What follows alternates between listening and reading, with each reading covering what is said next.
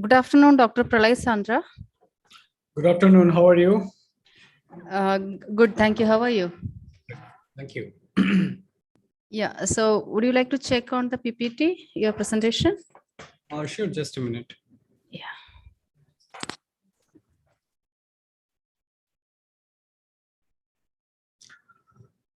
See your screen. Oops, why it is not coming?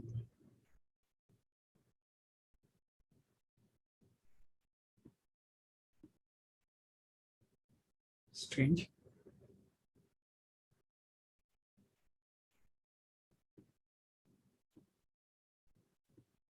Just a minute. Zoom, I need to just allow something. After a long time, I'm using Zoom. So, Sure. Yeah, we have time. Okay. I need to quit the application and I'll join back in a minute. Sure, sir. Yeah.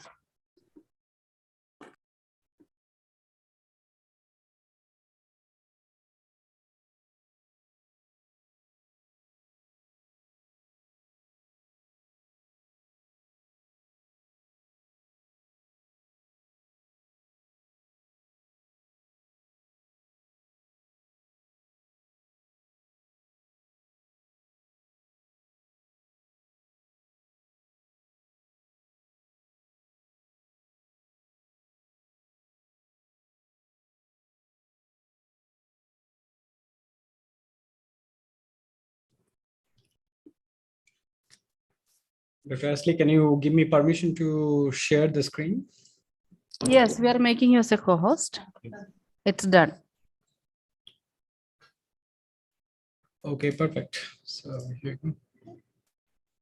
This is good? Yes, it's coming. Yeah. Perfect. Yeah. Okay, good. Yeah, I'll stop here and we'll start when it's ready. Yeah, we have 5 more minutes, so we'll wait. Okay, good. Yeah. You can keep the PPT on. Yeah, that's You okay. like? Yeah, fine. Thank you.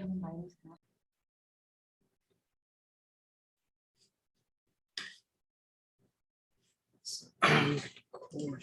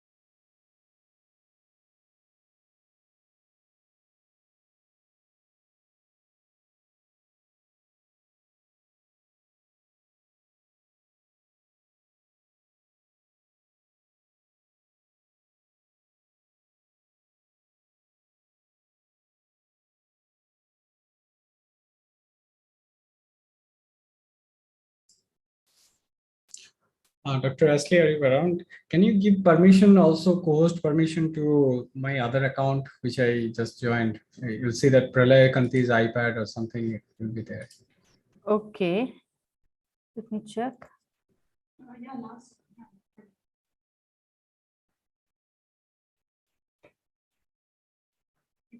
Yeah, perfect. Yes. Okay. Yes. Yeah. Let me see if earlier it used to have the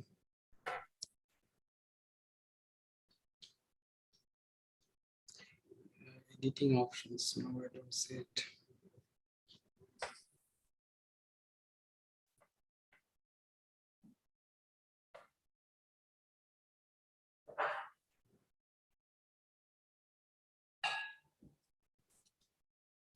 It's not there. It's okay.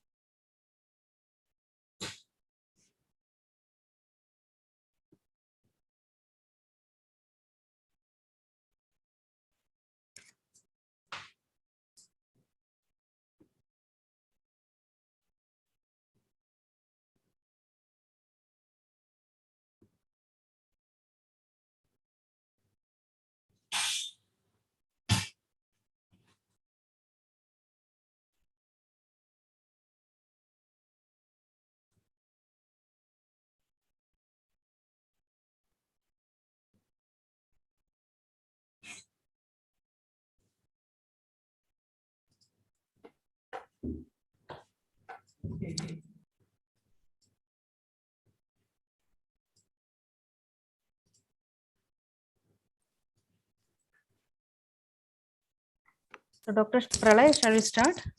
Yes, please. Sure. Okay. So good afternoon, all of you. Welcome to a second session of fourth day of faculty development program. This session will be taken by Dr. Perlai Sandra, scientist, Center for Nano and Soft Matter Sciences.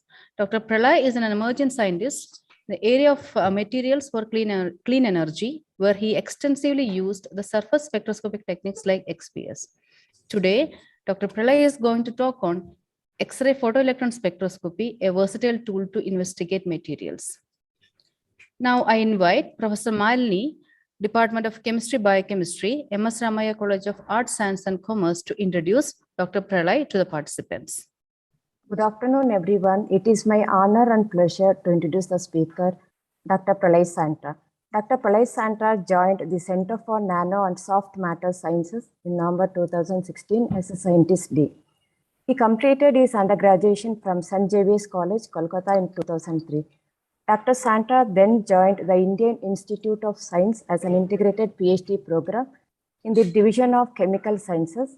After completing his MS, he obtained his PhD in Solid State and Structural Chemistry Unit, Indian Institute of Science.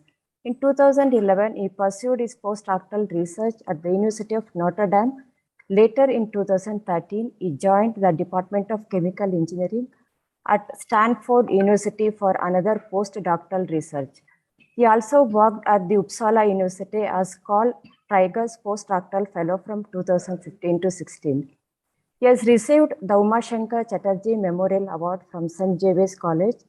He has also received the Toulouse Medal for the Best Thesis from SSCU, Indian Institute of Science. He was awarded the Best Thesis Award at the DAE Solid State Physics Symposium and the MRSI Young Scientist Award in 2010. He is currently serving in the Early Career Research Advisory Board of Chem Nanomat.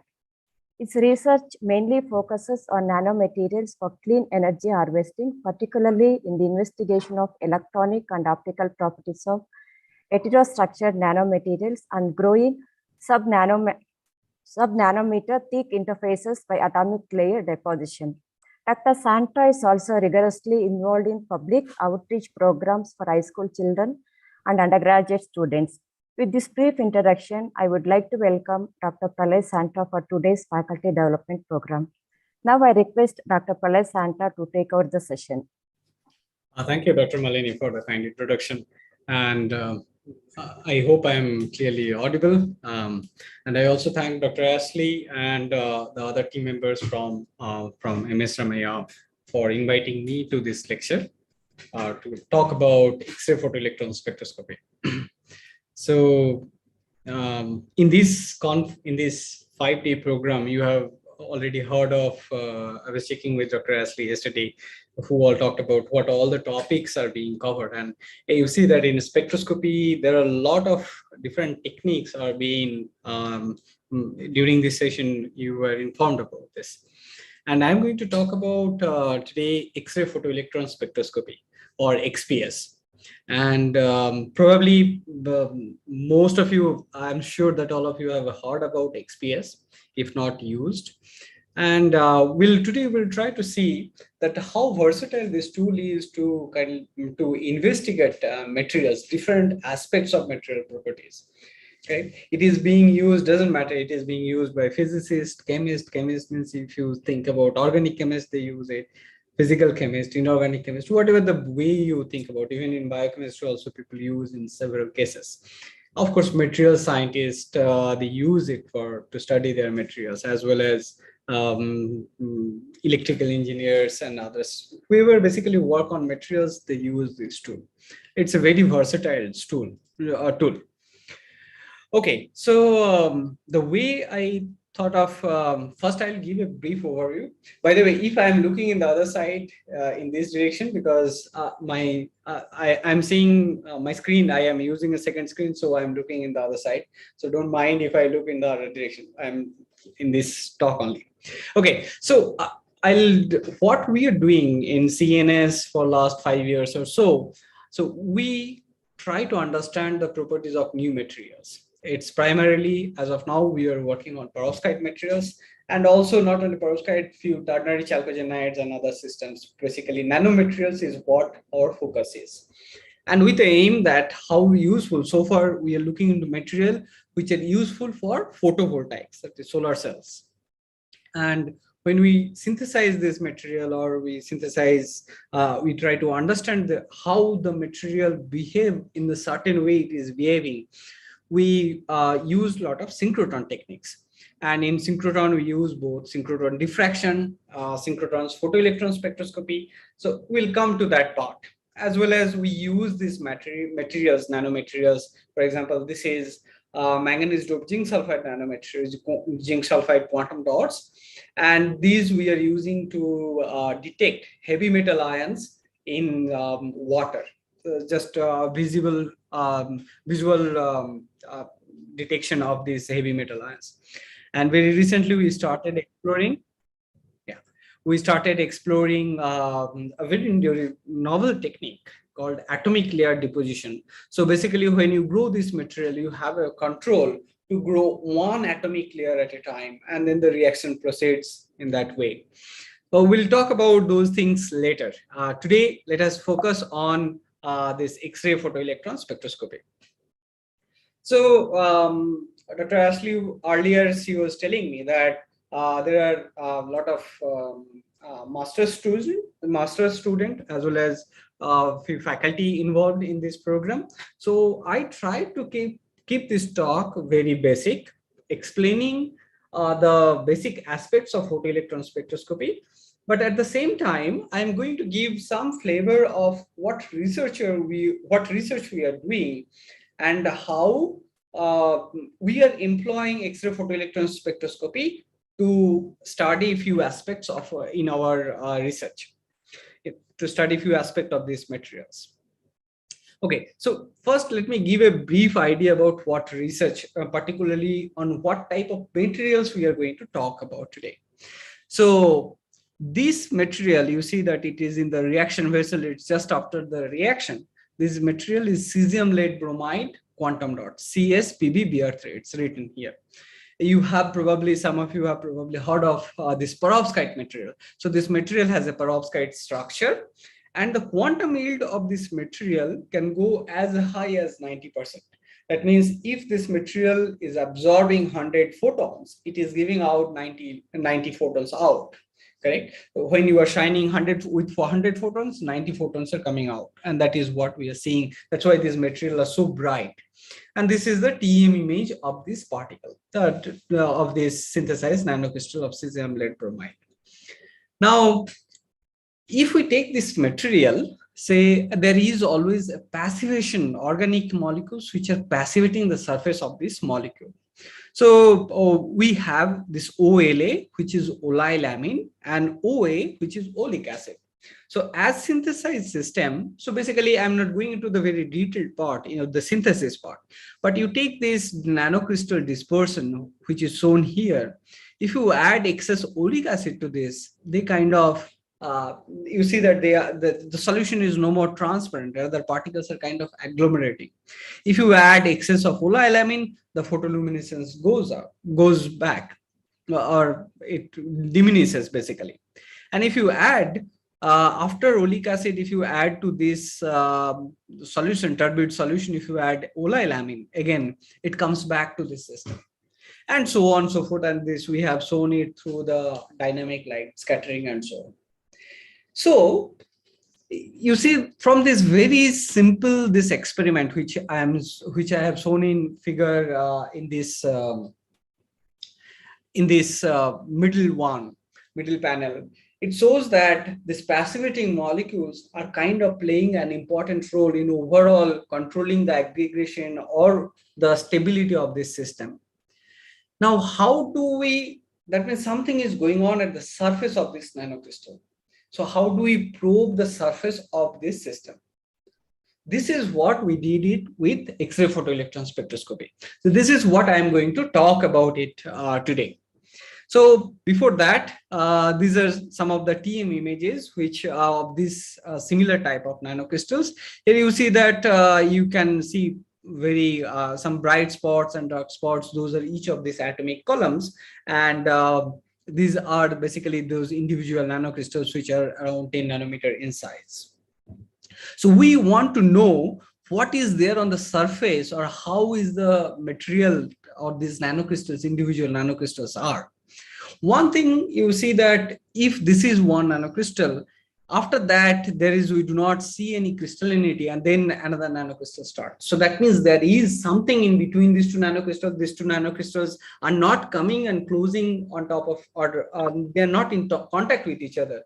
These passivating molecules, what I was saying, they basically remain on the surface, and that's why these two nanoparticle has not coalesced, or they didn't agglomerate in this case. So we are going to see what is the structure of this particle even through the photoelectron spectroscopy. Okay, so now let's come back to the basics of this XPS. And so when we are going to talk about basics of the XPS, let's start with what spectroscopy itself is. So already you have heard, or you have learned, or you knew that interaction of light and matter is called spectroscopy, correct? So when we're talking about interaction of light and matter, how do we define a matter? A matter means it has a, if we look at from the point of electronic structure, that means how the electrons are, there is a particular way the electrons are arranged in the system, in the material, and how, when we shine light, how this electron interact with the photon, which we are shining, and they behave differently. And that interaction is what we call, if we probe, that is called a spectroscopy. In case of this morning, you probably have heard of NMR, correct? Nuclear magnetic resonance spectroscopy. So there, the nuclear spin is flipping as you are changing the different the magnetic field. But that also get controlled by how many number of electrons are there, or what is oxidation state, etc. Those things control the nuclear magnetic moment. And then in the previous talks, for example, in Professor Chandravasan, when he talked about Raman spectroscopy, there he was talking about even finer energy levels, correct? Finer energy levels where you have the vibration energy levels, and the transitions through that is being probed by Raman spectroscopy. So you shine light, or you give a light, in the sense light can be, so basically it is nothing but electromagnetic wave. And then you see that how the electrons basically interact with that, and that is what we are probing through spectroscopy. And different types of electronic spectroscopy, or in general spectroscopic, are there. Spectroscopic techniques are there based on what energy you are shining and what one is detecting, correct? In this context, I want to mention that X-ray diffraction, correct? There was one session on XRD, Professor Netaji from IISc, he talked about the X-ray diffraction. X-ray diffraction, whereas it is not considered as spectroscopy, because there you have, you see that you have a periodic arrangement of this lattice. The X-ray is coming and the same X-ray is going out. There is no change in the X-ray energy interacting whatever the incident energy and the one which is being detected. They are of the same energy, but they behave differently because of the path length and the arrangement of the crystals and so on and so forth. X-ray diffraction is not considered spectroscopy. So anyway, that's a side note. Now, when we talk about high energy electron spectroscopy primarily, we can use different, we can use either photons. If we sign photons, so P represents photon, E represents electron. If you shine photon and detect electron, those are called photoelectron spectroscopy. And XPS is when you use X-ray for as the excitation energy or the incident light. You can also use UPS. UPS, its U stands for UV light. So ultraviolet photoemission spectroscopy. So instead of X-ray, you use deep UV light to excite the photons. Sorry, to excite the electrons. Now, you have probably heard of Auger electron spectroscopy, where you excite the photon. So you excite with a photon, and that takes out an electron, and then another electron is basically involved in this process. And then, so basically, you knock out one electron from the deep core level. Okay, I'll give an example probably of this Auger electron spectroscopy. I'll talk about that in a moment. And there is also BIS, Brimstrom isochromat spectroscopy, but instead of signing photon, one signs a certain energy of electrons, and then photon which is coming out, that is being detected. Then electron energy loss spectroscopy. So electrons are signed, they interact with the material, that means interact with the electrons present in the system, and then they lose energy, and that electron are being detected. That's called EELS, electron energy loss spectroscopy. And then of course, at the same time, we have also X-ray absorption spectroscopy. So you sign a photon, and how much this photon is getting absorbed, and then the rest of the X-ray is getting detected. So photon in, photon out, in that technique, we are using X-ray absorption spectroscopy. Okay, so you see that when one thing I want to mention, at least when I was a student or at earlier stage, I had the confusion that if I am signing photon and if I put the sample in X-ray XPS instrument, that means only this photon signing, photon in, electron out, that is happening. Please remember, no, that is not happening. All the processes are happening together. So if I shine a photon, an electron will come out. So photoelectron spectroscopy, if the energy is sufficiently high, then Auger electron will also come out at the same time.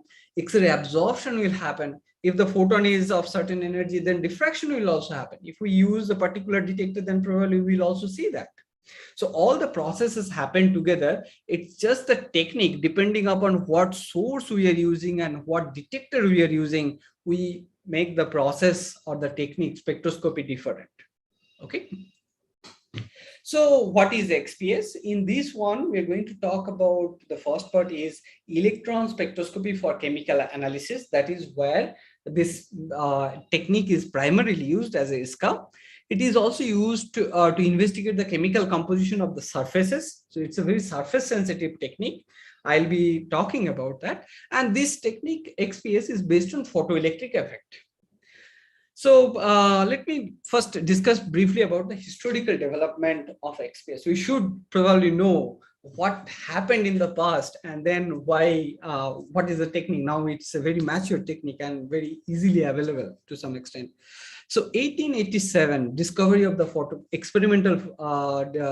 experimental proof of this photoelectric effect that was observed by Hertz. In this slide, Hertz is not only he is not the Nobel laureate, but rest all three of them, whatever the picture I have shown, they are Nobel laureate. So actually, I was looking at it, and Hertz is not a Nobel laureate, but his nephew, I think Ludwig Hertz, he is a Nobel laureate. Anyway, so then 1887, it was first discovery of the experimental photoelectric effect. 1905, Einstein gives the theory of this photoelectric effect. 1914, first formulation of XPS by Rutherford. He got Nobel Prize actually before the formulation of XPS. Then 1920, photoelectron spectroscopy, photoelectron spectrum, photoemission spectroscopy recorded for different elements. 1954, for the development of the method, Kai-Sigman. So he got Nobel Prize because of this ESCA or XPS. And then first commercial XPS was available in 1970. That is the first commercial XPS. Now here I want to, the modern spectroscopy or X-ray photoelectron spectrometer are so easily available, and it is contributed to this particular person, Kai-Sigman. So let's look about him. So Kai-Sigman, he got the Nobel Prize in 1981. His father, Mane Sigman, he got Nobel Prize in 1924, and that is because of X-ray emission spectroscopy. So this is his son. This photograph is taken somewhere around 2015 or so, Hans Sigman. And from Kai-Sigman and Hans Sigman, both of them were at Uppsala University in Sweden.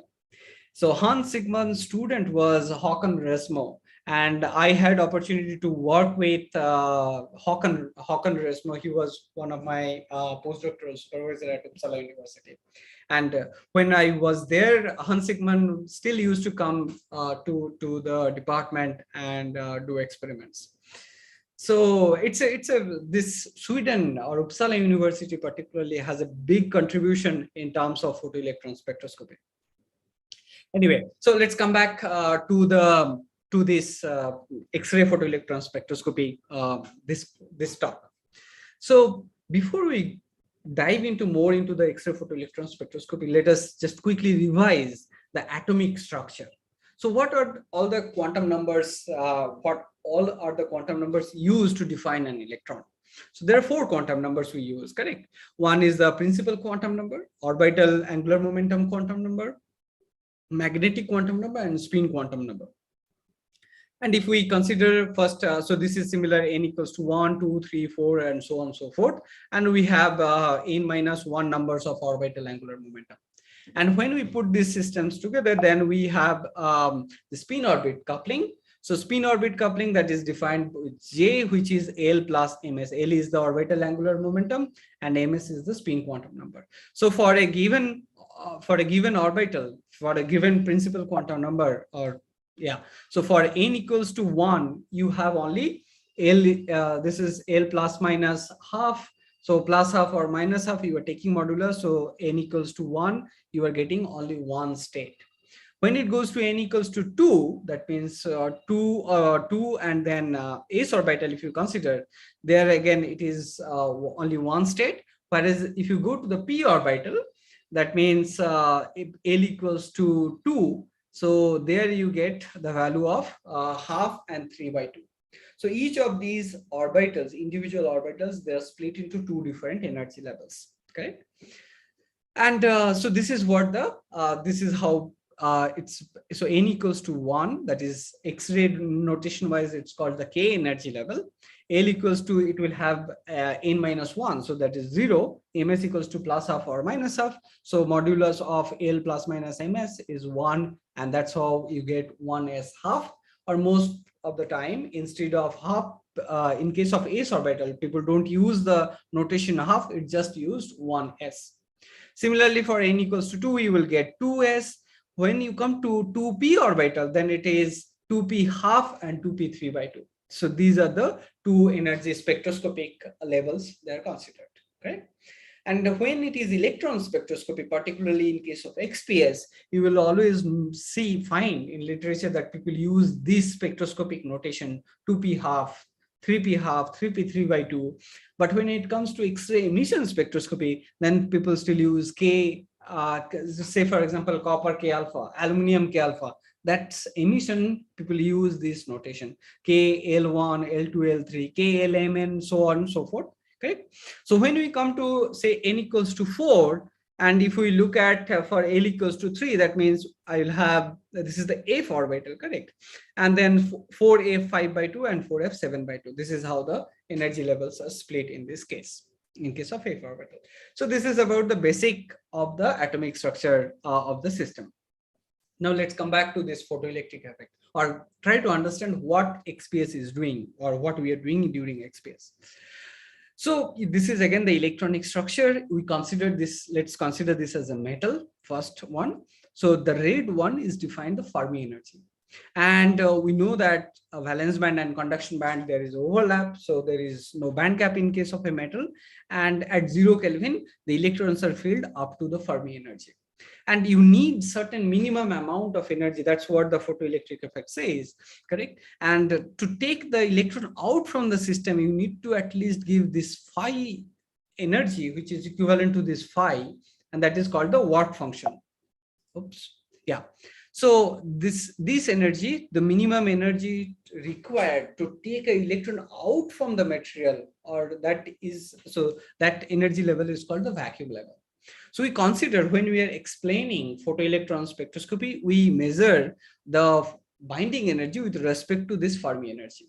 So what happens if you shine a photon, this electron, it will absorb this, this electron. If this energy is sufficient, this electron will absorb this photon and it will go out from the system. Then what happens? The BE, binding energy, is from Fermi energy till this energy level, that is the binding energy.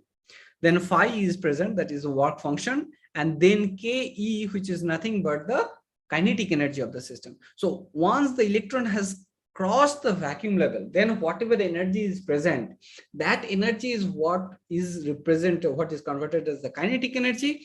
And during an experiment, you basically probe, or you measure what is the particular kinetic energy, what is the energy of the electron, or the kinetic energy of the electron, and how many numbers of electrons coming out at that particular energy. So these are the two. So that's how in the x-axis you get kinetic energy, y-axis the intensity of that. And we know this equation. This is what the photoelectric effect, H nu equals to kinetic energy plus binding energy plus phi. So total, that's what the energy conservation. And experimentally, so we know what exactly is H nu, what photon energy we are passing. That's a fixed energy. We know the kinetic energy through the experiment. We know the phi value. That means the work function of the system. And then from there, you calculate what is binding energy. So BE, binding energy, will be H nu minus kinetic energy minus the phi. That's all this, the experiment is being done in this method. But there are so many ways to understand, or the binding energy varies in different ways of the system based on the different electronic structure. And that is what it makes this technique so interesting. Okay, now I said that I'll briefly talk about OG electron spectroscopy, because these also come when you collect XPS. Invariably, OG electron data, OG electron signature comes into the in the data. So I thought it is better to talk about it and why it comes there. So when we have signed this slide, you see that this electron, the electron was here, it has gone out from the system. So it has created a hole. We can say it has created a core hole. It's a core level, so core hole, we are talking about it. So in this core hole, so this core hole has been created, and then the electron which we have knocked out because of the photoelectron, that is out from the system. Now you see that there is a possibility that one electron from say L23, that means 2p orbital, this electron can come to this 1s orbital. And when this electron comes here, equivalent amount of energy is being absorbed by the same 2p orbital and then is goes out from the system.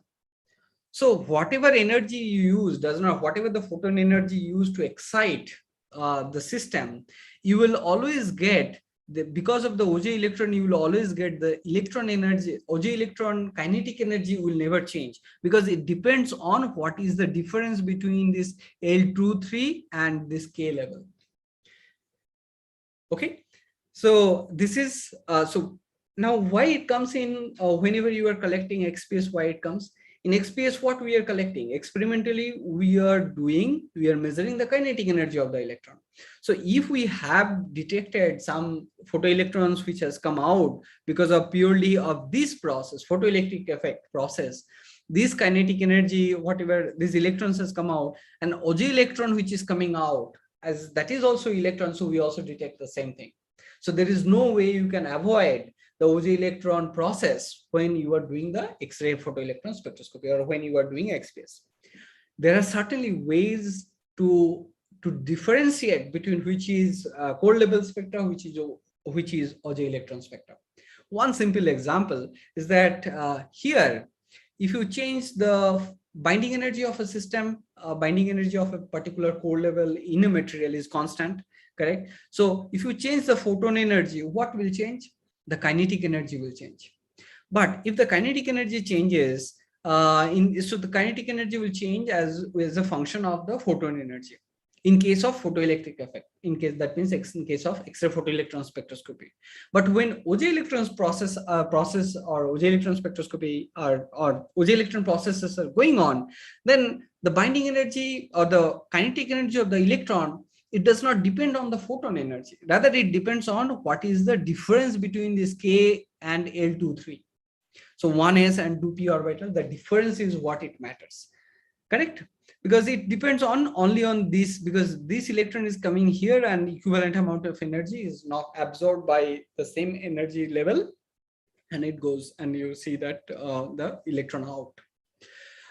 Okay, so this is what the XPS.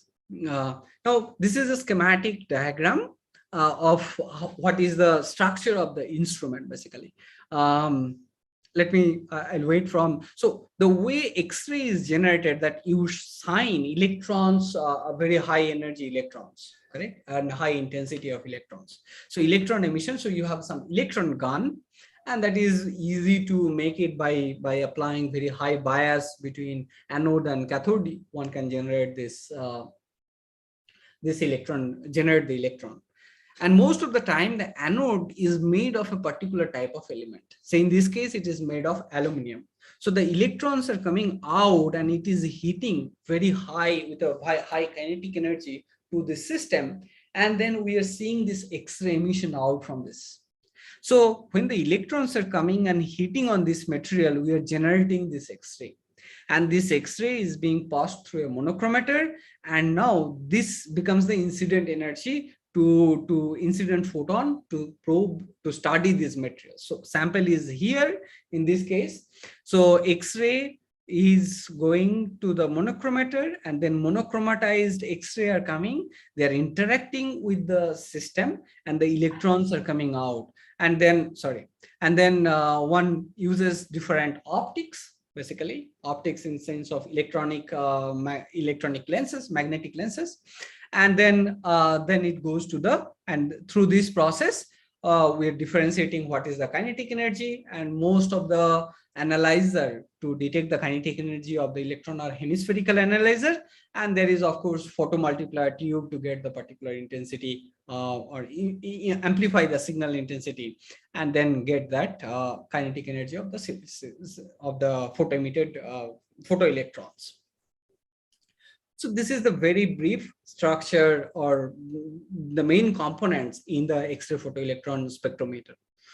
Now you see that if we do this experiment in normal atmosphere outside, then the problem is that this X-ray photon outside means it's not a lot of gas molecules are there, correct? Air molecules. So these molecules, this X-ray is going to interact with oxygen, with moisture, with nitrogen, all of them, it will interact, and of course with other system, other materials. Then those electrons will also come out from the gas, because it's anyway depends on the it depends on the atom. So they will also contribute. So the way experiments are done in case of XPS are always in ultra high vacuum. So you will always see that XPS instruments look like these big stainless steel chambers. Where the vacuum inside the chamber are 10 to the power minus 9 times the atmospheric pressure. So it's a huge pressure exerting. The atmosphere is putting a huge pressure. That's why these all are made of stainless steel and pretty thick gauge. And when you put the sample inside this chamber, there is no way you can easily manipulate this sample. You can move this sample, and it has to be continuously under vacuum. So a lot of process is, or this technique, it took so much time after the discovery of the photoelectric effect, because the development of the vacuum system, the development of how to manipulate a sample inside the chamber, those things took time. And that's how it took I think 50 years after the discovery of the photoelectric effect. Anyway, so here you see this yellow, the symbol is not very clear here. So this is where the high voltage is applied. This is the X-ray gun. And sample is, these big arms are called the manipulators. And you insert the sample through this and then take it away, take it inside. And this is the one where one holds the sample during the experiment. This is the monochromator part. And then this one, what you are seeing, this big one, that's the analyzer of the system. Now here, X-ray is being, it's a lab source. That means either aluminum kelfer or magnesium kelfer. These are the primarily two sources are being used. But one can also use synchrotron X-ray. So you use nothing but the synchrotron. So basically here you don't have the X-ray source separately. The X-ray, it comes through the synchrotron, it falls to the sample, and then the rest of the processes are very identical. So why UHV is required, ultra high vacuum, that also I explained, that we need, we preferably need no gas molecules inside the system. Not only that, at the end of the talk, I will explain why XPS is so surface sensitive. Now, if you prepare any sample on the atmosphere, correct, the gas molecules adsorbed on the surface, and it can be calculated based on Langmuir isotherm, correct? So typically it takes only 1 second to form one monolayer of gas molecules at 10 to the power -5 millibar. So when you put it, if you are keeping in atmosphere, it is almost immediately forming the gas molecules on the surface. So you are not really looking into the material, rather on the very top, you are looking at the gas molecules basically. So there are different techniques to clean the sample surface inside the system so that you get the pristine surface and do the experiment on the actual sample, not on the adsorbed gas molecules. Let us not go into those technical details in this talk. And I think it is 35 minutes so far. Yeah. So a couple of examples, what I'm going to talk about today, give examples. Shift in binding energy with atomic number. The spin orbit splitting for different orbitals, that means S, P, and D, and F orbital. And then I'm going to talk about chemical shift. Okay. So first thing, shift in binding energy with atomic number. This is kind of the this is the kind of the chart where it shows how the electron, what do you call it? The electron energy changes as a function of the atomic number Z. So that means we're starting from hydrogen 1s is 13.6. Yeah, hydrogen 1s is 13.6, and so on and so forth. So 1s orbitals, it actually starts from lithium, not from hydrogen. This list starts from lithium. Correct. So 1s orbital energy goes up very high. So what is happening? What do we mean by this? Is very simple to explain, that as you are increasing the atomic number, the number of protons and the number of electrons, both of them are going up. If the number of when the number of protons going up, then the electrons, the way it attracts the electron at much higher, so the attraction energy is much higher. That's why the 1s orbital, as you keep on increasing the atomic number, the energy shoots up very fast, the binding energy of that 1s electron. But 1s and 2s orbital, 2s, if we consider 3s, 4s, you see that 4s will certainly have lower binding energy compared to 3s, compared to 2s and 1s, and so on and so forth. Now, if you look at 2p orbital, they will have lower binding energy compared to the 2s orbital of the same element. Oops. Then that is also true with the 3s, 3p, and then 3d orbital, 4s, 4p. You see here, and 4d. Now, D is represented with this purple color or magenta color. Now, you see that I am drawing two different lines. It's no more one single line like what I have done it for 1s orbital. Even in this case, 2p orbital, let me remove, yeah, 3p orbital, you see that I have given a split. So basically this is nothing but 3p half and 3p 3/2. Those are the two orbitals we are talking about. Now 3D orbitals do not have much higher spin orbit splitting, but as you are going to 4D, you see that spin orbit splitting is there, 4f, 5s, 5p, and so on and so forth. One will be able to. So this is the general variation. Now we are going to give some examples. Again, we come back to, this is what I talked about at the very beginning, cesium lead bromide nanocrystals, correct? So for these materials, we did the XPS. So when you do the XPS, it's X-ray photoelectron spectroscopy, the first and foremost thing is what is done is called survey scan. Survey scan means you are doing a large step size measurement and then doing over the entire kinetic energy, over a broad kinetic energy range. And you see multiple peaks present into the system. And if you know what all the elements are there, then one will be able to identify all these peaks which are coming from. So you see that this is one we are defining here, it is more prominent, lead 5D, then lead 4F will be higher energy, correct? So lead 4F is somewhere here. So this I am plotting. Please remember that most of the traditional way, the X-ray photoelectron the data, the spectrum, they are plotted in binding energy. If they're plotted in binding energy, it will be in the reverse axis. Okay, so on the left hand side, the binding energy is going up. That is how generally it's being plotted. There is a reason. Okay, the simple I'll give, because experimentally one collect the data is kinetic energy, correct? So kinetic energy, you do it from lower to higher binding energy, higher kinetic energy. So this side will be lower, this side will be higher kinetic energy. But in binding energy scale, it is reverse, but to represent the same way. So traditionally, it is considered binding energy is plotted in the reverse scale. Okay, so lead 4D is somewhere around 20 eV. Lead 4F, it is somewhere around 150 eV. Lead 4D, 4D comes much higher energy. It's around 420. Lead 4p 3/2 only. This comes somewhere here. I think this orbital, I do not recall exactly. This small hump is because of lead 4p 3/2. So one, when you prepared some sample, you want to do the XPS, first and foremost is to collect the survey scan and then make sure that all the elements which you expect are there. If any new elements are there present into the system, you will also able to come to know from this data. Here, another survey scan data. All these data are collected in our group basically. So here we used zinc oxide, that is what the blue one, and then we used very low concentration of magnesium doped zinc oxide. This material were used for solar cell. So magnesium 2p signal actually comes here. Unless in this scale, you don't really see that there is magnesium 2p. But when you look at this, there are some few extra peaks, and we identified that those are because of this magnesium OJ peaks coming.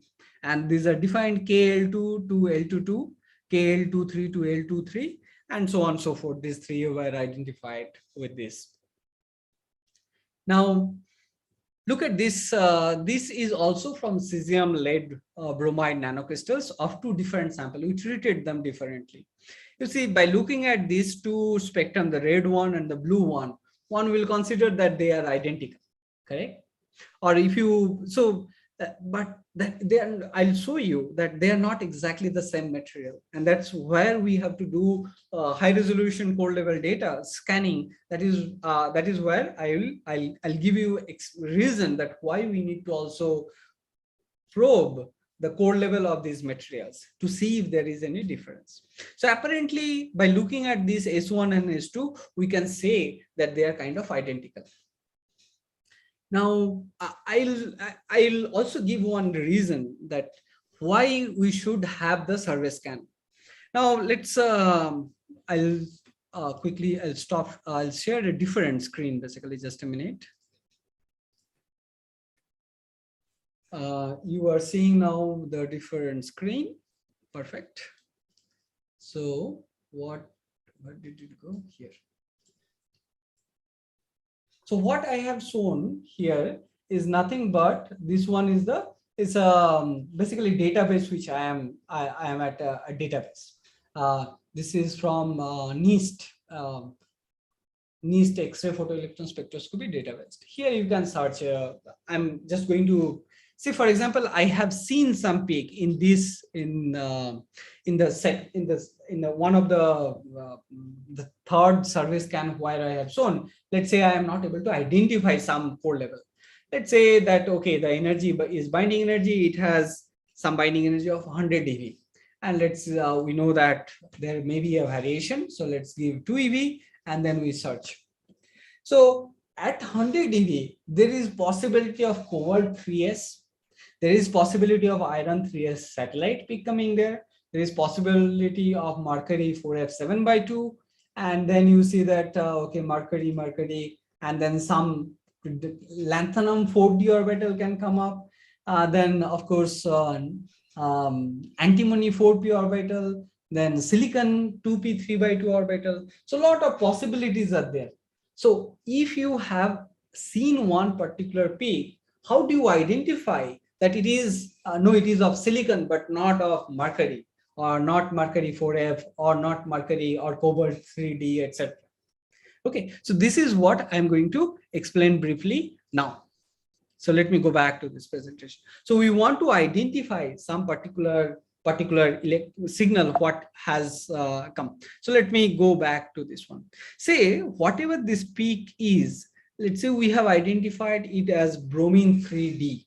Okay, so if it is bromine 3D, that means in the same system I must have bromine 3p. So I should look for where bromine 3p peaks comes.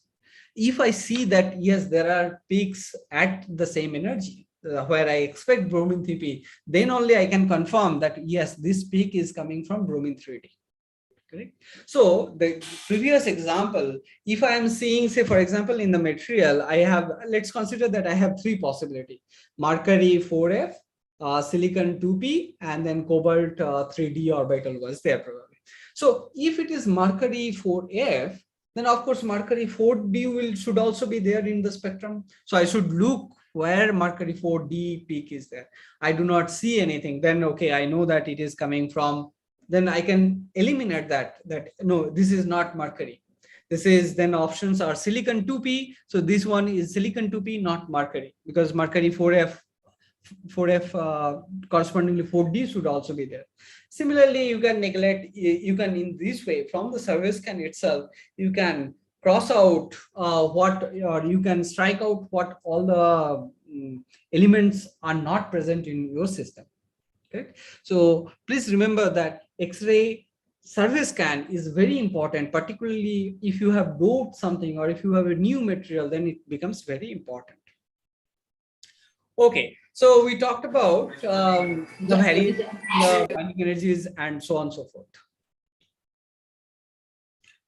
So now let's go to where does this binding energy shifts come from. This I briefly explained, that if you have the nucleus and the electrons, and there is of course electron repulsion and electron nucleus attraction. If you increase the electron nucleus separation if you change the charge here, then what happens? There is a change in this energy level, and that is what is being probed in this system. Now let us consider elemental shift. This is just with the atomic number. I briefly explained that one. Here I have given you the data for iron 2p 3/2 and iron 3p. You see that 53 and 707. As we increase the atomic number, correspondingly the binding energy of 2p orbitals are going up, 2p 3/2, as you increase the atomic number. The same thing happens with the 3p orbital as well. Not only that, the difference between 3p and 2p 3/2, that as well goes up with the atomic number. That is also because in this case, everything is because of this electron nucleus attraction is basically changing the total, changing the binding energy of the electrons.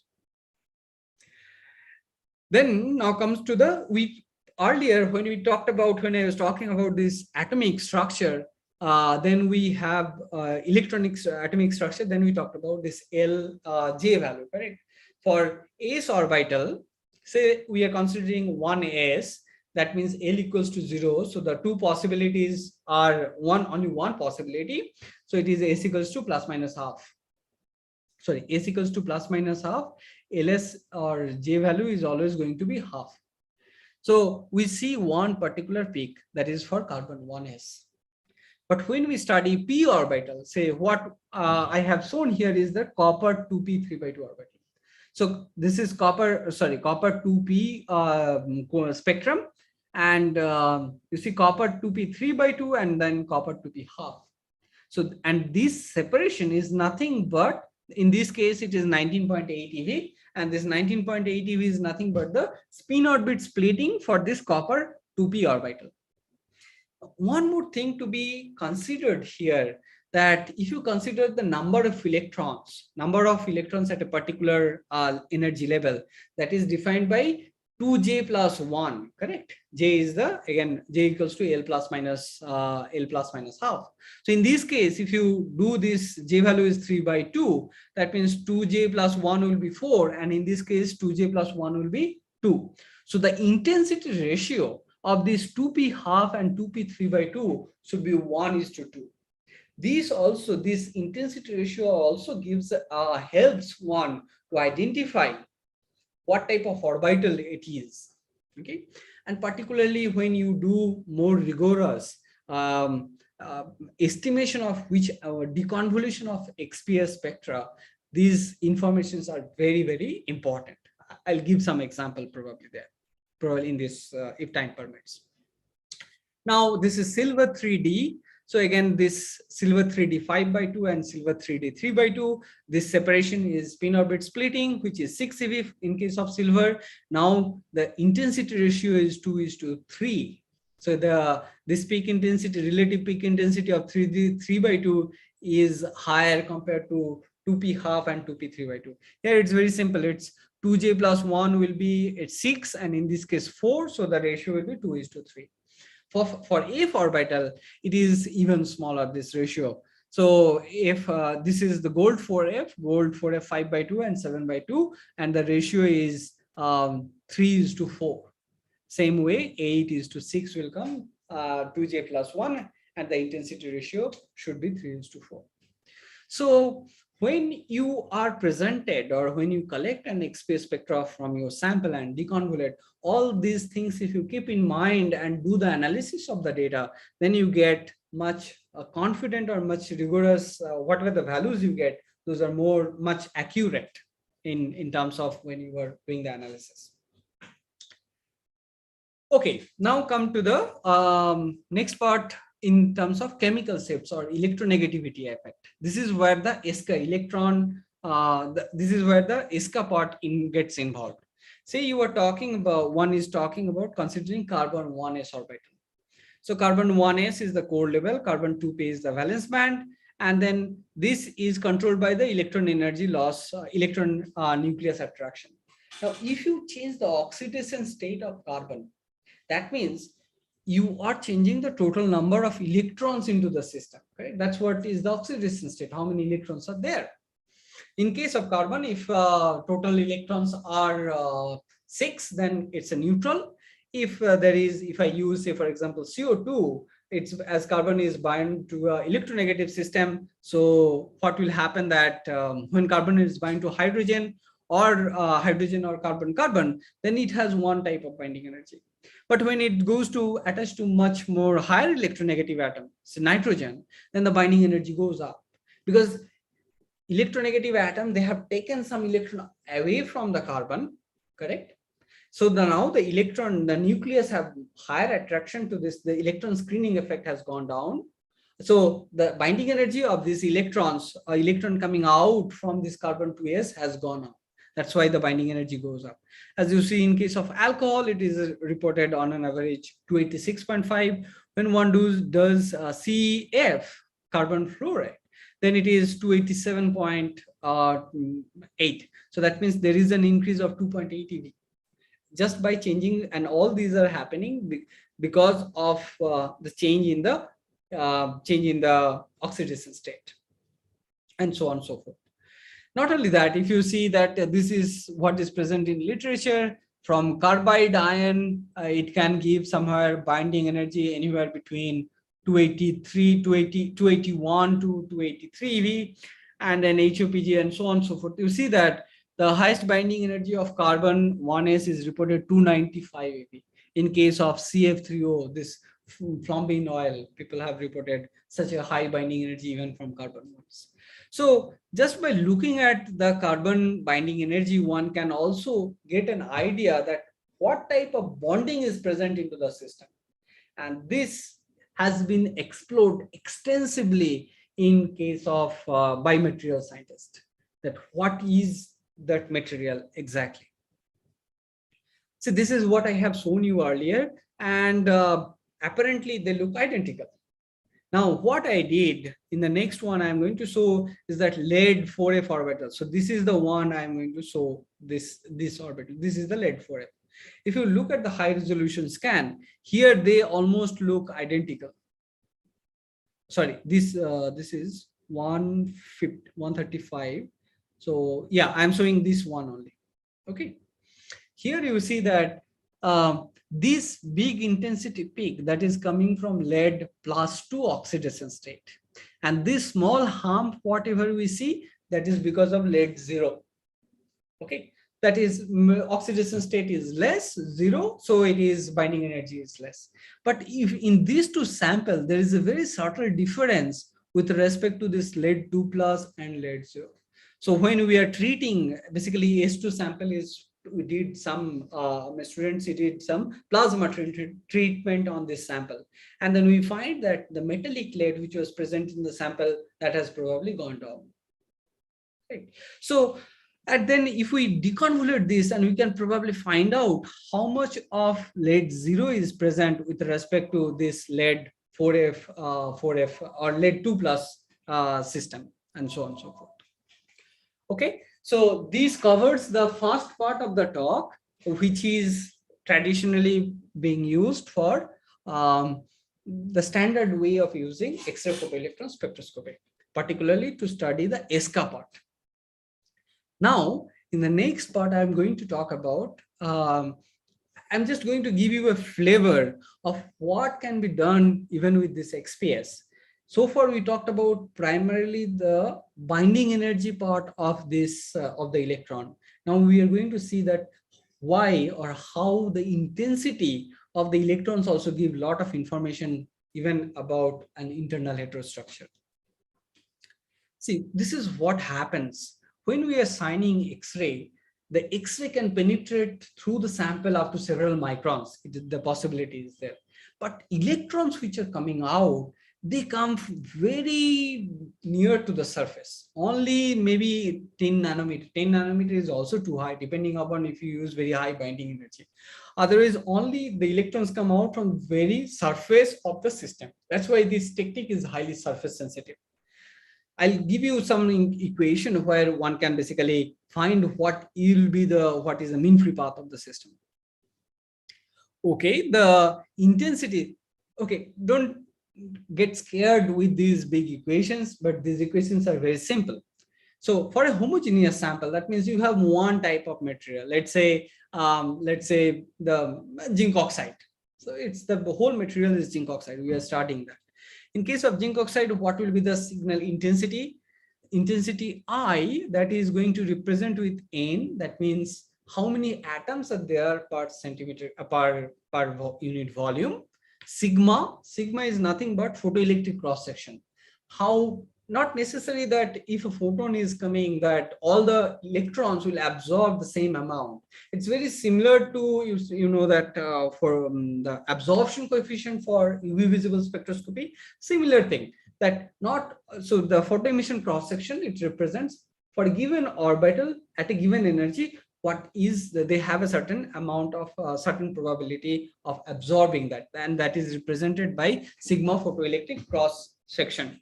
D is the detector efficiency. Depending upon the detector, it can basically what kinetic energy region you are probing, the sensitivity may be different at different photon and different kinetic energy. J is nothing but the X-ray photon flask. What is the number of how many electrons one is shining? If you shine more photon, so not electrons, how many photons you are shining? If you shine more photons, then of course the total emission intensity will go up. And that is what people do it in synchrotron. If you have a very low concentration, then you use this high brilliance X-ray source, and then you collect data much faster and much better quality data. So that is J. L is orbital symmetry factor. Whether it is S orbital or P orbital or F orbital, because they have different symmetry, correct? PX, PZ orbital has different symmetry than XY. And X-ray, if you are sending, say, for example, some polarized light, they are going to behave differently for these two orbital. And that's why the orbital symmetry factor comes into the picture. And lambda is the mean free path. This is what we are going to talk about in the next part. A is the analysis area. This is obvious. T is the analyzer transmission efficiency. Correct? So here you see that N is something which is the property of the material. Sigma is the property of which element or not element, which particular core level of a particular element we are talking about. D, J, these two are dependent external factor. It depends on the instrument. L is orbital symmetry factor. It's again internal intrinsic property of the core of which orbital. Lambda is something which can be controlled. I'm going to talk about that. A is again external factor. T is transmission efficiency. That is also external factor. Now, okay, so let's not get into this part. Rather, let me come here. Now, in the previous case, in the previous slide, I have shown that X-ray can penetrate up to several microns into the sample, depending upon what type of elements are there. So it will, if X-ray is penetrating very deep into the surface, from the surface, there are possibilities that it will create photoelectron very deep down from the surface. Now this photoelectron, what will happen? It is going to collide with other electrons. If the collision does not leads to some loss of energy, then what is going to happen? It is going to cause, that's an inelastic collision. It is going to lose its energy. And this photoelectron, whatever it has generated, that has to collide and eventually it has to come to the surface. Then only it can come out from the material, correct? So the mean free path is defined as the average distance between two elastic collisions. If the mean free path is high, that means the electrons probability that they are coming much deeper from the surface. So this is how one can, this is an empirical formula where lambda is represented as the mean free path is half square root of kinetic energy. Okay, let's not go into the very technical details. Let's present it in this way, that if you are beyond a certain energy, let's say above 150 kinetic energy, 150 eV, then the mean free path can be varied controllably. It varies with this equation. So if you change the photon energy, what is going to happen is that the mean free path of the photoelectron is going to be different. That means mean free path is going to increase because binding energy is constant, kinetic energy will go up. If you increase the photon energy, automatically the mean free path goes up. That means you start probing deeper into the surface. Okay, so this is what is presented in this schematic diagram. If you use one particular photon energy from the surface, near the surface, if the region is XA, the depth, then the intensity of those photoelectrons will be much higher compared to the one which is much deeper. So it's an exponential function. Instead of going into the mathematical derivation of this, I'll represent with this schematic diagram. Here, what I have shown, let's say you have a material, we have considered a material where there are two elements, the element X and element Y. They are presented with this blue and the red color. In case of if it is homogeneous, that means X and Y are present uniformly. Then what happens that as you change the photon energy, that means you are changing the mean free path of the system, the relative intensity ratio, they remain same. But if there is a heterogeneity in structure, that means Y element, say, let's say it is more deeper into the surface compared to the X element.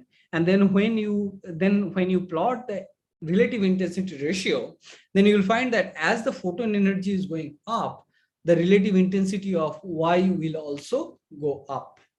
It should in this way. As the photon energy is going from H1 to 2 to H3, it's going up, the relative intensity of Y is also going up. So, and then one can model the system and then analyze this intensity equation and then can derive what is the internal heterostructure. In this case, you see that the binding energy is constant. It's only the variation in the intensity with respect to the other element. That is what are being analyzed to determine the internal heterostructure. And using this technique, we have earlier derived a lot of heterostructures. This is Korsel structure. This is gradient alloy structure. And basically, only after understanding this internal heterostructure, we could explain that why Korsel structure has quantum yield up to 50%, whereas in gradient heterostructure, it is 85%. And in this work, back in 2009, we explained much, we determined the heterostructure of much more complicated system. It's called quantum dot, quantum well. It's zinc sulfide, high band gap, then cadmium selenide, low band gap, and then again zinc sulfide, high band gap. Okay, so on and so forth. And now coming back to this perovskite, this is the question we asked, correct, initially, that if you add oleamine, if you add excess oleic acid, they agglomerate, whereas if you add again oleamine, they redisperse very well, and the photoluminescence intensity goes back to the this high intensity, high PLQY. So when we did the variable energy XPS, now what I have plotted is bromine 3D versus cesium 4D. And if I plot the intensity ratio as a function of photon energy with bromine to cesium and bromine to lead to cesium, we find that lead and cesium, they're almost constant. They are not varying. It's the composition is CS PB Br3, correct? So CS is to PB, we expect it to be 1, whereas CS is to Br should be 1:3. So these at higher photon energy, we find that they are almost near to 1, but at lower photon energy, it shoots up. This indicates that this system, when we synthesized, they have a higher amount of bromide present into the system.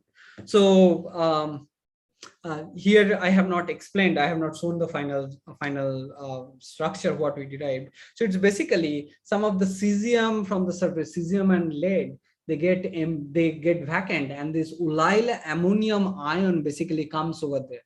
That is also +1 charge state, and olyl ammonium ion, cesium ion and olyl ammonium ion, both of them in +1. So they come and they make the system charge neutralize. That's what we have derived in this system, internal heterostructure. Very recently, one of my student, he did this internal heterostructure of cesium lead bromide, cesium lead bromide iodide, and cesium lead iodide. Okay, as you do, so basically here you have a very easy control of this band gap or the emission energy of this system. And as you dope iodine, the nanoparticles actually enlarge their size a little bit. That is because iodide has bigger size than bromide, so on and so forth. What we find that you start with cesium lead bromide, if you add more iodide, a little amount of iodide, the surface is primarily iodide rich, whereas the core is still cesium lead bromide. If you add excess amount, then basically the surface or to deep inside, it becomes cesium lead bromide. Now, what people assume that it actually converts entirely to CS/PbI3. But what this XPS, variable energy XPS, or what we have shown using variable energy XPS, that it is not really converted entirely to CS/PbI3, but rather a very small amount of CS/PbBr3 still remain at the core of the nanoparticle of this nanocrystal. Okay, so sorry. So I think that is where I'll probably stop here. I forgot to put the thank you slides. So thank you very much, and I'll be very happy to take further questions. Dear participants, is there any questions?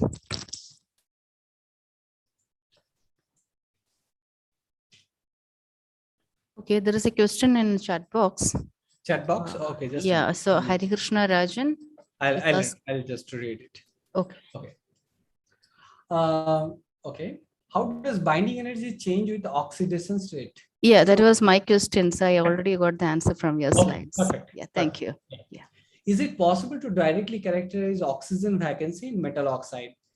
Yes, people studied the oxygen vacancy in this system. Basically, what happens, say for example, if you look at zinc oxide, let's say zinc oxide, and you are looking at the zinc core level, there you will see that there are two types of zinc present. One is because of the zinc which is bound to the oxygen, and then if there is oxygen vacancy, then that means those some zincs are not bound next to the oxygen, correct? So the relative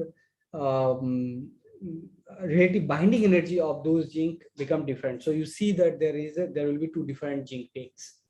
So there are ways people use XPS to determine the oxygen vacancies. Yeah, I hope I had some example with me, but yeah, anyway, if you, Hare Krishna, if you want to know more about it, you can certainly write me. I can send you more detailed explanation or the data. I will put my email ID in the chat box. Yeah.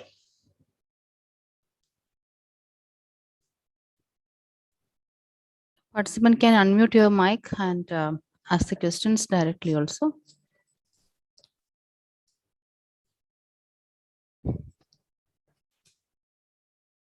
Okay, I have one more doubt. So as you said, intensity of the peak is directly proportional to the quantity or composition of the substance present. So if you measure or if you see the ratio, we can understand that what is the composition of the. Exactly, people do that. Okay. See, if it is the same material, you let's say one prepared manganese doped zinc oxide. Okay, so you have a certain amount of manganese, certain amount of zinc. So to analyze what is the ratio, how much dopant of manganese there, you will be able to understand, calculate it with respect to the zinc. So one should do the manganese, say for example, manganese p orbital and zinc p orbital, and then compare the relative intensity ratio. Of course, and one need to correct the photo emission cross section. And as you are doing in the same instrument, so the rest of the parameters remains identical. And if the manganese 3p and zinc manganese 3p or manganese 2p and zinc 2p, they're not very different binding kinetic energy, then the analyzer related the other parameters will also be constant or identical. So using this method, people determine what is the relative ratio of what is the amount present in the system, assuming that it is a homogeneous system. Yeah. Thank you. So one more question. Okay. From Hari Krishna Rajan only. So what software is preferred to deconvolute XPS spectra? Okay. There are, when with different XPS instrument, different software comes, but I had a code written, and to analyze this, I used my own code. So based on, again, this I have not talked about. You can basically simulate an X-ray peak, which is going to be a Lorentzian peak, correct? Why the broadening is coming. XPS, whatever the energy level, if you see that I have shown as a stick, one particular energy, but they are still broadened. The broadening comes because if you have taken the electron out, there is a hole present. You have created one hole, and this hole is basically excited state. So the kinetic energy of this electron, it actually depends on what is this core hole basically. So basically some lifetime related to this hole, it gives broadening. and any lifetime broadening are nothing but Lorentzian function. So you will get one Lorentzian type function, and then instrument will have a broadening, correct? Your X-ray is not always exactly monochromatic. Then analyzer is, there are going to be some broadening because of the slits and other things. So you are also going to have a broadening, but that is going to be a Gaussian. So if one is having a function which is a Lorentzian convoluted with a Gaussian, then you can simulate the X-ray XPS peak. And then of course, if you are seeing the p orbital, say if you are seeing the spin orbit splitting, then you have to multiply with the corresponding intensity ratio to get to deconvolute this. I know there are several softwares which are available to determine this, to do these calculations. I just don't use it. That's all. Sorry. Any other questions, participants?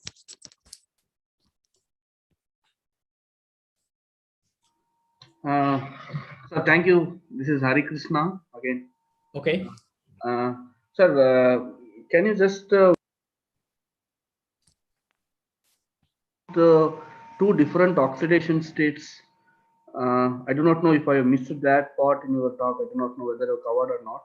But can you just explain in brief the quantification of cerium 3 plus or cerium 4 plus, that kind of a things? Is it possible? I missed you in between. There was a break, but I understand what I understood, that you want to know if there is a difference in cerium 3 plus and cerium 4 plus, or what is the ratio of those two. Yeah. Correct. Here, instead of, I do not have the data for cerium, but I have the data for lead 4F. Okay. You see that this is lead 4F 7/2, and this is lead 4F 5/2. But I see that there is a lower binding energy. There is a small hump here, this one, correct? And that is because of metallic lead 0 is present. Now, if I deconvolute, I do not have the deconvolution here. Sorry, if I deconvolute this data, then from the intensity ratio, whatever the area under the curve I'll get, from there I can find out what is the amount of lead 0 with respect to lead 2 plus 2 oxidation state. And similar thing, people do it for cerium. Cerium actually, cerium d orbital is fine. When it becomes F orbital, I think I have one example of cerium 4F. No, this is cerium. Cerium 3D itself is very tricky. I'm not going to explain it, but it's just cerium. This is express of cerium 3D. You see the A is from cerium oxide. So even if it is d orbital, but you see that there are so many peaks, and that is because of F orbital comes into the picture, and then you have different possibilities, the distribution of electrons, and then you see multiple peaks. So cerium F orbital is become, in this case, it is a little tricky. But if it is not lanthanide, say for example lead 4F, it is absolutely, these effects are not, F orbital effect are not there. Okay, so yeah, this is what cerium will look like. It's a little complicated system. Yeah. This is cerium 4 oxide and cerium 3 oxide. I just happen to have the data for cerium. You asked that one. So this is what they look like in standard data. Did I hope I answered your question. Sir, do you mean that we have to take the deconvolute first and then take the integral area under the curve and then take the ratio of it? That is the best way to do it. Yes. Okay, thank you. Yeah. Because they always overlap. So you must be deconvoluting and then calculate the area respectively. Okay, sir. Thank you. Yeah. Any other questions? Okay, I think I can take 1 more minute for the last question. So I have one more doubt that what is the difference between, basic difference between XAPS and XPS? Okay, they're different technique. Let me go back to the very first one. Yeah. See, in XPS, what we are doing is source is photon, P. What we are detecting is photoelectrons which are coming out. This is what is X-ray photoelectron spectroscopy. In XAFs or XAS, what is done is that you shine the photon and then you measure how much of that photon is coming out of that same photon. Okay. And then you scan the energy, you vary the energy of the photon. So as a function of photon energy, you are seeing how much it's getting absorbed. That is what X-ray absorption spectroscopy. Now, XAFs, what happens? It's nothing but extended X-ray absorption spectroscopy. Extended, yeah. So in that case, now what happens that once a particular electron is knocked off because of this cold, say you are using energy, let's say higher than the core level, that particular core level. Then what happens that this has already created a hole, or when the electron, when it is coming out, it is going to interact with the next neighboring atom, electron with the next neighboring atom, or the next to next neighboring atom. So then that interaction causes some ripple in the absorption spectra, in the X-ray absorption. So it will look like so let's say this line, this finger represents the binding, the absorption energy. So before absorption energy, nothing is happening. As soon as it hits the X-ray, you increase so this is the X-ray energy you are plotting. So it becomes constant. X-ray energy, X-ray will start absorb. So absorption will go up. Then initial part, there will be a lot of oscillations, and then there will be a lot of slow oscillations in that spectrum.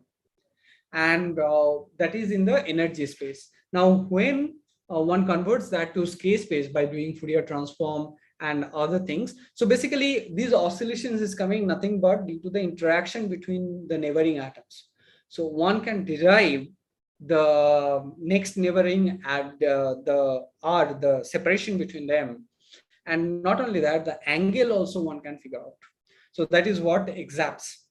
So these two work in very different working principle. Yeah. Thank you, Dr. Perlai. So if no more questions, we can conclude the session. So it was an indeed and interesting and informative session. On behalf of the organizing committee, I take this opportunity to sincerely thank Dr. Perlai Sandra for kindly agreeing to share your valuable time with us. I thank Dr. Malini, all my colleagues, HOD, Principal Ma'am, and management for their continuous support. I extend my sincere thanks to all the participants who are eagerly attending the program in all these days. So we'll meet again tomorrow at exactly 11 a.m. for the next session. Thanks once again. And before you leave the meet, please fill the feedback form. Then I'll end the sessions I'm ending the session for today. Thank you, Dr. Perlai. Thank you very much. Thank you, everyone. Have a nice time. Bye. Bye. Someone told that